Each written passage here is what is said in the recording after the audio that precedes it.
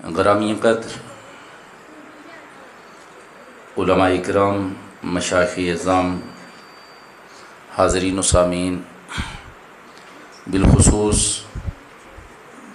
فخر السادات پیر طریقت حضرت پیر سید مظفر حسین شاہ صاحب عزیز مجدہ، حضرت العلام حضرت علامہ مولانا حافظ محمد عرفان صاحب دامت برکاتہم القدسیہ، اور میرے شریک سفر استاد العلماء حضرت علامہ محمد عمر فاروق سلطانی صاحب،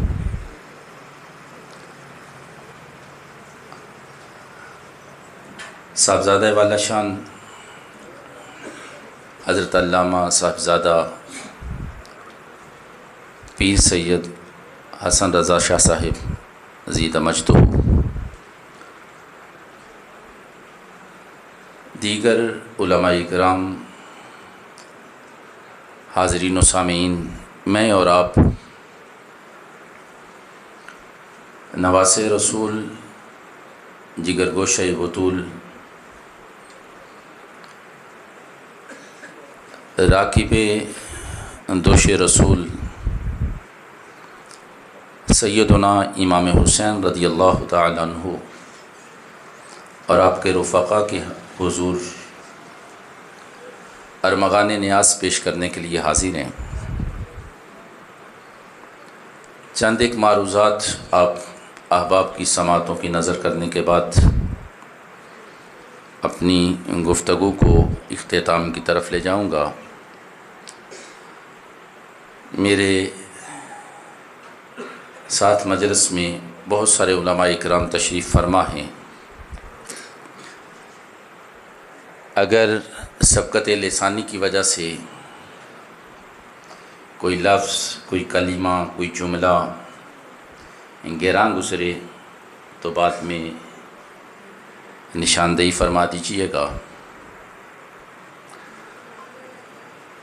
دعا کیجیے پروردگار عالم مجھے حق بیان کرنے کی، آپ کو حق سننے کی، اور اس پر ہم سب کو عمل کی توفیق عطا فرمائے۔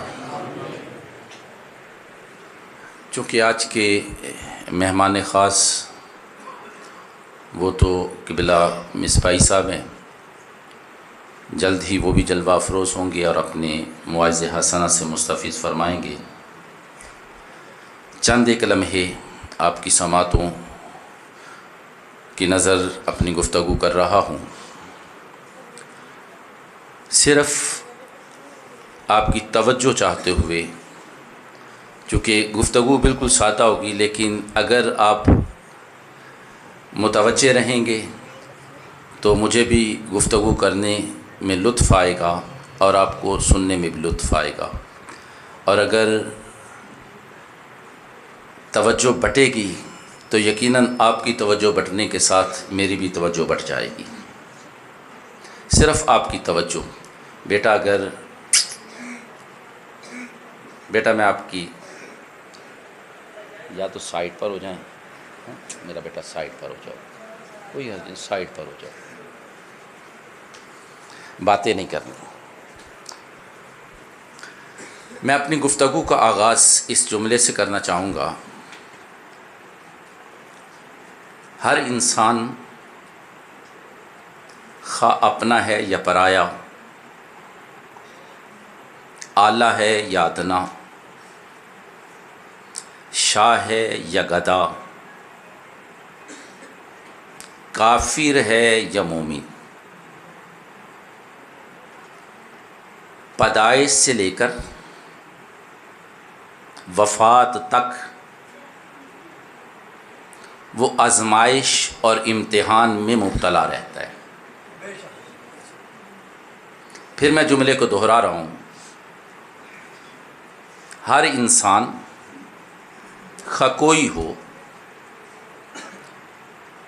وہ اپنی ولادت سے لے کر اپنی وفات تک آزمائش اور امتحان میں مبتلا رہتا ہے، لیکن اس کے بعد بندے کی دو حیثیتیں ہو جاتی ہیں، یا تو بلکہ اس سے پہلے ایک جملہ کہنا چاہوں گا، مالک کا امتحان لینا بندے سے اس کا انداز بڑا مختلف ہے۔ کسی سے کچھ لے کر امتحان لیتا ہے اور کسی کو کچھ دے کر امتحان لیتا ہے۔ رہتا بندہ ہر لمحہ امتحان میں ہے، اور فرق یہ ہے جب وہ بندہ آزمائش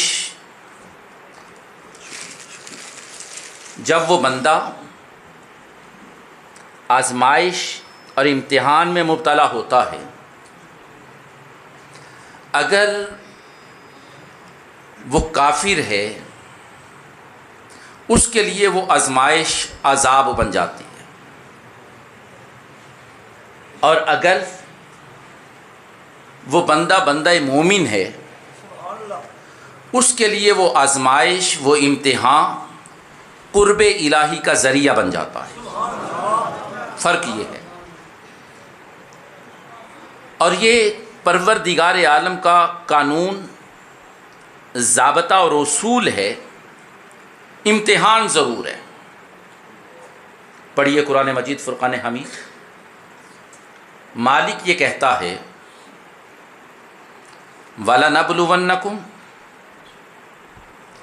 وَلَنَبْلُوَنَّكُمْ بِشَيْءٍ مِّنَ الْخَوْفِ وَالْجُوعِ وَنَقْصٍ مِّنَ الْأَمْوَالِ وَالْأَنفُسِ وَالثَّمَرَاتِ۔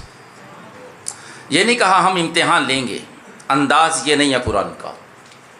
قرآن کا انداز کیا ہے؟ وَلَنَبْلُوَنَّكُمْ، لَنَبْلُوَنَّ، لام بھی تاکید کا ہے، نون بھی تاکید کا ہے، دو تاکیدوں سے مؤکد کر کے مالک کلام ارشاد فرما رہا ہے۔ کہا ہم ضرور برضرور تم سے امتحان لیں گے۔ مالک کیسے امتحان لے گا؟ کہا کبھی بھوک میں مبتلا کر کے، کبھی خوف میں مبتلا کر کے، کبھی مال و منال میں کمی کر کے، کبھی تمہاری خود جان کو کسی مصیبت میں ڈال کر، کبھی اولاد دے کر، کبھی اولاد لے کر آزمائیں گے ضرور۔ ہمارا ایک ماحول ہے، ہم ایک سوسائٹی میں رہتے ہیں، ہم ایک معاشرے کے فرد ہیں۔ بہت سارے آپ معاشرے میں ایسے بندے دیکھیں گے جب تک تو آسانیاں، سہولتیں، آرام آرائش رہتا ہے، بڑے مالک کے حضور سر بسجود رہتے ہیں۔ تھوڑی سی سختی آتی ہے، حالات بدلتے ہیں، پھر کیفیت کیا؟ یار ہم نمازیں بھی اتنی پڑھتے ہیں، روزے بھی رکھتے ہیں، صدقہ و خیرات بھی کرتے ہیں، پھر یہ اتنی آزمائش کیوں؟ یہ جملے آپ نے بھی سنے ہوں گے، اور اگر تھوڑا سا غور کرو تو ممکن ہے ہماری اپنی زبان سے نکلے ہوں۔ ہم اعمال صالحہ بھی کرتے ہیں، پھر یہ آزمائش کیوں؟ ایک بزرگ نے ایک جملہ کہا تھا، وہ آپ کی سماعتوں کی نظر کرنا چاہوں گا۔ وہ بندہ گاہے بگاہے کسی مصیبت میں مبتلا رہتا تھا۔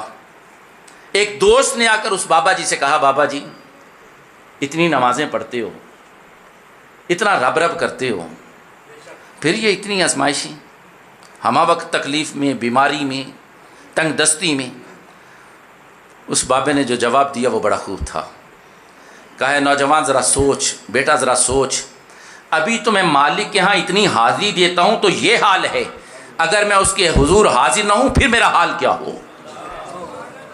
یہ بابے کا انداز تھا، ابھی تو حاضری دیتا ہوں تو یہ حال۔ کہنے کا مقصد یہ ہے کہ اگر تکلیف آتی ہیں، مصیبت آتی ہیں، رنج و علم کی ہوائیں چلتی ہیں، پھر مالک پر شکوہ نہیں، مالک کی بارگاہ میں شکایت نہیں، بلکہ پھر کیفیت کیا؟ ایک جملہ یہاں پر کہنا چاہوں گا ایک حدیث کے حوالہ سے۔ ہمارے ہاں تو شاید کسی پر آزمائش آئے تو یہ دیا جاتا ہے، جناب یہ اپنی کیتیاں نو پھڑے ہے، یہ جملہ کہا جاتا ہے۔ لیکن آئیے اصحاب رسول کی نظر میں جب کسی پر مصیبت آتی ہے تو ان کا انداز کیا ہے، اور اگر مصیبت نہیں آتی تو پھر ان کی فکر کیا ہے؟ حدیث پاک میں آتا ہے کہ ایک صحابی اپنی اہلیہ کے ساتھ گفتگو میں مشغول تھا، وہ بھی صحابیہ ہے، محبت بھری گفتگو ہو رہی ہے، گھر میں بڑا آرام و آرائش ہے، ہر طرح کی نعمتیں موسلا دھار بارش کی طرح برس رہی ہیں۔ دوران گفتگو صحابیہ اپنے خامند سے کہتی ہے، اللہ کے بندے جو میں مانگوں گی مجھے دو گے؟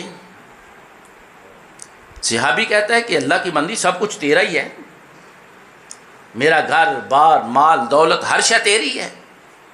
کہا نہیں، میرے ساتھ وعدہ کر، جو میں مانگوں گی وہ دے گا۔ وعدہ کر لیا۔ جب وعدہ ہو گیا تو وہ صحابیہ کہنے لگی مجھے طلاق دے دو۔ اب ہنستا بستا گھر ہو، خوشحال گھرانہ ہو، آرام و آرائش کی زندگی بسر ہو رہی ہو، اچانک بغیر کسی لڑائی اور جھگڑے کے بیوی طلاق کا مطالبہ کر دے۔ صحابی رسول پریشان ہوئے، کہا کہ اللہ کی بندی میری طرف سے کوئی تکلیف پہنچی ہے، کوئی تنگی، کوئی میں نے تجھ پر ظلم کیا ہو؟ کہا نہیں، ہر طرف نعمتیں ہی نعمتیں ہیں، لیکن مجھے طلاق چاہیے۔ صحابی رسول کہنے لگے کہ یہ فیصلہ میں نہیں، یہ ہمارا مقدمہ سرکار کی بارگاہ میں جائے گا، اور جو فیصلہ سرکار کریں گے وہ قبول ہوگا۔ اس نے کہا ٹھیک ہے، چلو سرکار کی بارگاہ میں۔ سرکار کی بارگاہ کی طرف صحابی چل رہے ہیں، لیکن پریشانی ذہن اس بات میں ہے کہ یہ ہوا کیا؟ میرا ہنستا بستا گھر اجڑ رہا ہے۔ اس پریشانی کے عالم میں ٹھوکر لگی، گرے، ہڈی ٹوٹ گئی۔ اب صحابیہ رسول نے اسی وقت کپڑا لپیٹا اور قدم آگے بڑھانے لگے۔ صحابیہ کہتی ہے نہیں، چلو گھر واپس چلتے ہیں، چلو گھر واپس۔ بھئی ہوا کیا؟ ابھی تو تکرار کر رہی تھی، اصرار کر رہی تھی، مطالبہ تھا طلاق کا، کہا مجھے طلاق نہیں چاہیے۔ پہلے تھا مطالبہ، اب نہیں ہے۔ اس صحابی رسول نے پوچھا اللہ کی بندی مجھے وجہ بتلا کیا ہے؟ غور کیجئے گا، عادل پور شریف وادو، اس بات پر غور کیجئے گا۔ صحابی رسول کہہ رہے ہیں بتلا تو کیوں مطالبہ کر رہی تھی؟ صحابیہ نے کہا اللہ کے بندے جب سے میں تیرے گھر میں آئی ہوں ہر طرف سے نعمتوں کی بارش برستی دیکھی ہے، آرام اور آرائش کو پایا ہے، نعمتیں ہر طرف سے آ رہی ہیں، کوئی بے سکونی نہیں، سکون اور اطمینان ہے، رحمتوں کی بارشیں برس رہی ہیں۔ مجھے خطرہ لاحق ہوا کہ تجھ پر تکلیف کوئی نہیں، مصیبت کوئی نہیں، آزمائش کوئی نہیں، ابتلا کوئی نہیں، کہیں ایسا نہ ہو کہ تو منافق ہو اور میں منافق کے گھر میں رہوں، منافق کی زوجیت میں رہوں۔ مجھے یہ شک پڑا تھا۔ کہا اب؟ کہا تجھے چوٹ لگی، تکلیف پہنچی، مجھے پتہ چل گیا میرا خامد منافق نہیں ہے، پکا مومن ہے۔ یہ تکلیف کا آنا فکر صحابہ میں یہ ایمان کی علامت ہے، یہ اس کے ایمان کی علامت ہے۔ آئیے آزمائش آتی ہے، امتحان میں انسان کو مبتلا کیا جاتا ہے، لیکن جب انسان امتحان میں مبتلا ہوتا ہے پھر اس کی دو صورتیں ہیں، یا تو امتحان میں مبتلا ہوتا ہے تو صبر کرتا ہے یا بے صبری کا مظاہرہ کرتا ہے. یہ جب مصیبت اور جب نعمت ملتی ہے یا بندہ شکر ادا کرتا ہے یا ناشکری کرتا ہے. اب یوں کہہ لیں ہر بندہ وہ آزمائش میں مبتلا اور ہر بندے کی دو حالتیں ہیں، یا وہ صبر اور شکر کے دامن کے ساتھ وابستہ رہتا ہے یا ناشکری اور بے صبری کے ساتھ وابستہ رہتا ہے. اگر اب قرآن مجید فرقان حمید کو پڑھیے. میں جملے یہاں تک اپنی گفتگو کو لے جا چکا تھا کہ ہر بندے پر آزمائش، اور یہ کہنا کہ میں اتنی نمازیں پڑھتا ہوں، یہ کچھ کرتا ہوں. قرآن نے ایک جملہ کہا ہے. قرآن یہ کہتا ہے احسب الناس ان یترکوا ان یقولوا آمنا.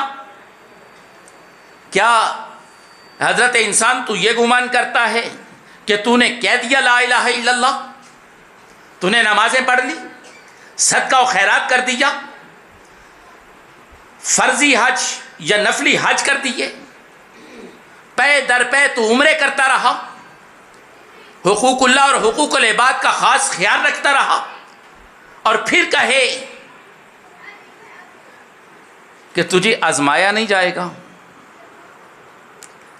احاسب الناس ان یترکوا ان یقولوا آمنا وہم لا یفتنون. تجھے چھوڑ دیا جائے، آزمایا نہ جائے؟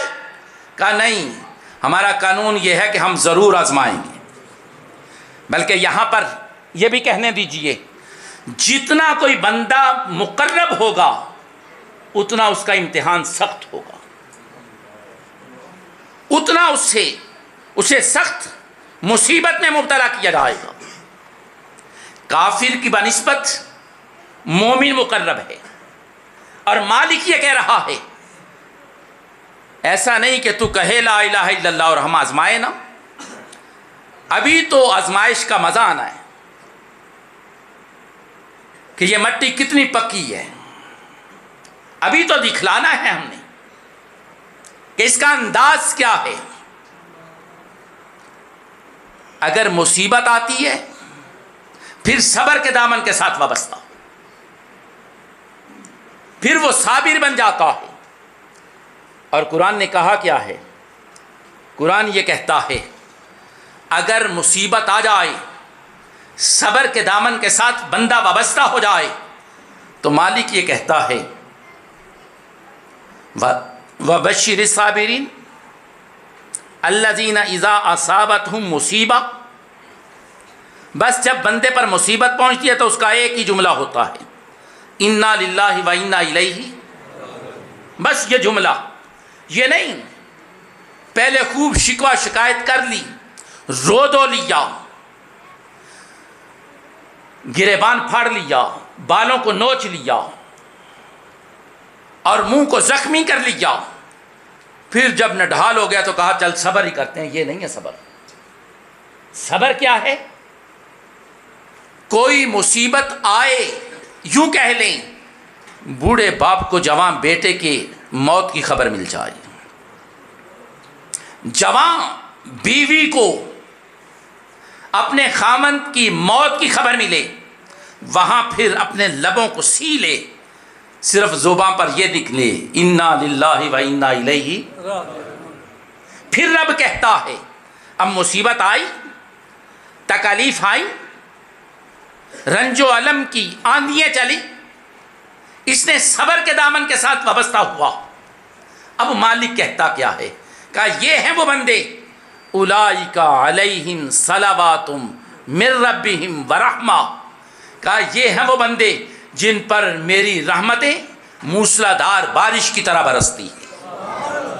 اور پھر یہاں تک نہیں، بلکہ مالک یہ کہتا ہے اگر تم ہدایت یافتہ لوگوں کو دیکھنا چاہتے ہو کہیں اور نہ جاؤ، بس ان صابرین کو دیکھ لو، وَأُولَئِكَ هُمُ الْمُهْتَدُونَ.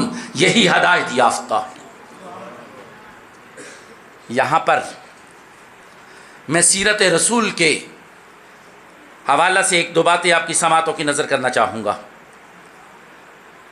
سید عالم نور مجسم شفیع معظم صلی اللہ علیہ وسلم سے سوال کیا گیا، حضور ای الناس اشد بلاء، پیارے سب سے زیادہ مصیبت کن پر نازل ہوتی ہے؟ کون لوگ ہیں جن پر مصیبتیں سب سے زیادہ نازل ہوتی ہیں؟ آپ نے فرمایا الانبیاء، مخلوق میں سب سے اعلیٰ مخلوق انسان، اور انسانوں میں سب سے افضل، سب سے اعلیٰ، سب سے بلند ترین وہ انبیاء و رسول۔ اور آقا کیا فرماتے ہیں؟ سب سے زیادہ مصیبتیں، تکالیف، آزمائشیں وہ انبیاء پر آتی ہیں، اس کے بعد جو ان کے قریب۔ اگر مصیبت آئے،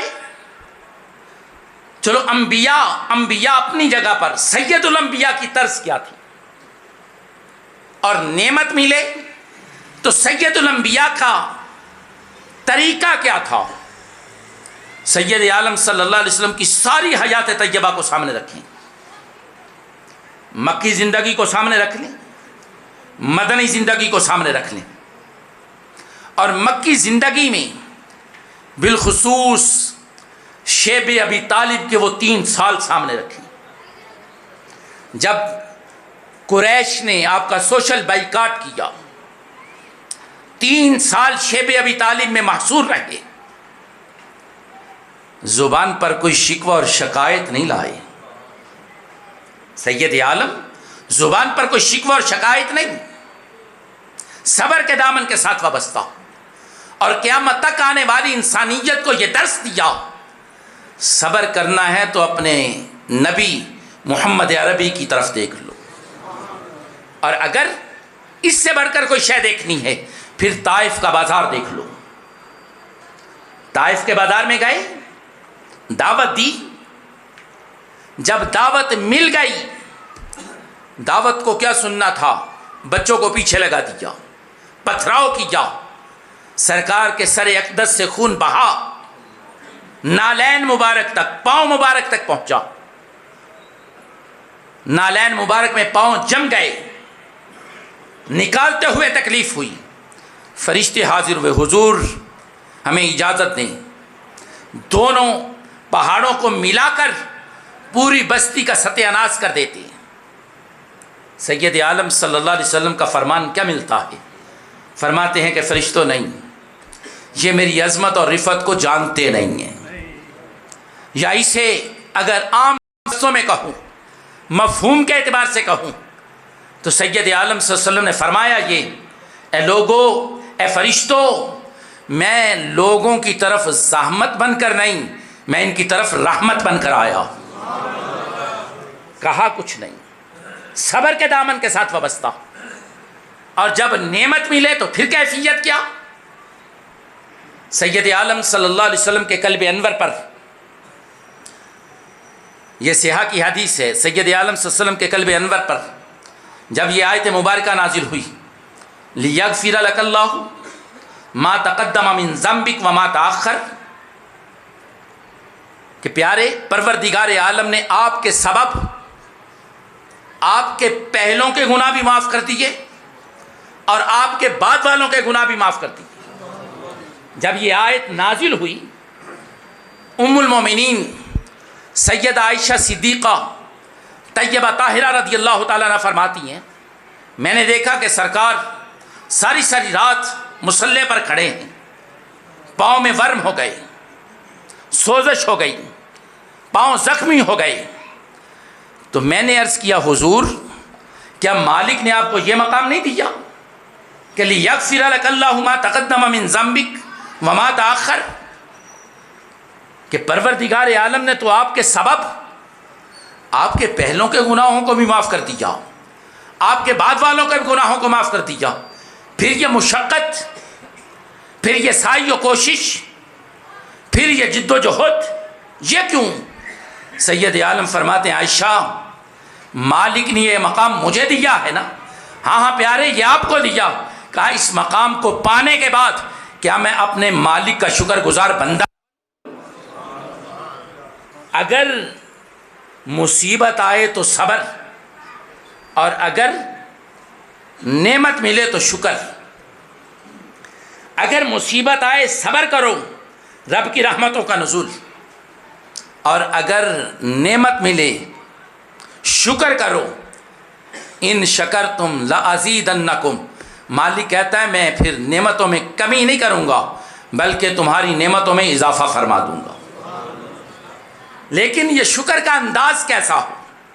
کیا میں اور آپ اگر مالک کی نعمتوں کا شکر ادا کرنے لگ جائیں، شکر ادا کر سکتے ہیں؟ چلیں، ممکن ہے ہم میں سے کوئی بابا اٹھے، کوئی نوجوان اٹھے، کہتے ہاں ہم شکر کر سکتے ہیں۔ میں آپ کی اور اپنی بات نہیں کرتا، اس نبی کی بات کرتا ہوں جو ذکر الہی کرتا ہے تو پرندے آواز کے ساتھ آواز ملا کر ذکر کرنے لگ جاتے ہیں۔ وہ ذکر کرتے ہیں تو پہاڑ ان کی آواز کے ساتھ آواز ملا کر ذکر میں مشغول ہو جاتے ہیں۔ حضرت داؤد علیہ السلام، مالک نے کہا داؤد میرا شکر ادا کر۔ داؤد علیہ السلام عرض کرنے لگے مالک میں تیرا شکر نہیں ادا کر سکتا۔ انداز دیکھیے گا، صرف انداز سمجھا رہا ہوں۔ کہا پیارے داؤد کیوں؟ کہا مالک ہر نعمت پر شکر لازم، ہر نعمت پر شکر لازم۔ ہر نعمت تو ایک طرف رہی، میں اگر ایک نعمت پر شکر ادا کرنے لگوں زندگی ختم ہو جائے گی، تیرا شکر ادا نہیں ہو سکتا۔